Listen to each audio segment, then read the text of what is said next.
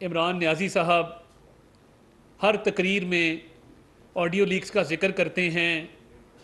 اور نہ صرف تحقیقات کا مطالبہ کرتے ہیں بلکہ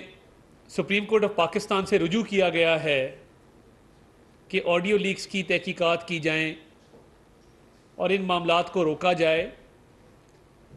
میں یہ بات سمجھنے سے قاصر ہوں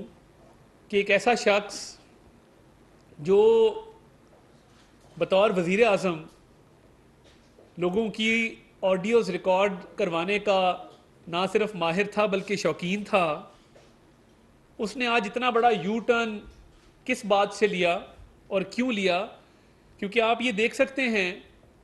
کہ کچھ ان کی اور اعظم خان صاحب جو ان کے پرنسپل سیکرٹری تھے، آپس کی گفتگو اکثر جو ہے وہ یہ کرتے تھے کہ یہ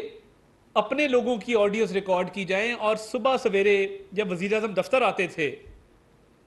تو ان کے پرنسپل سیکرٹری اعظم خان صاحب جو آڈیو ریکارڈنگز تھی ان کا باقاعدہ ایک ٹرانسکرپٹ پیش کیا کرتے تھے۔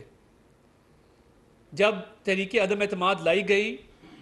انہوں نے اپنے ایم این ایز کے فون ٹیپ کروائے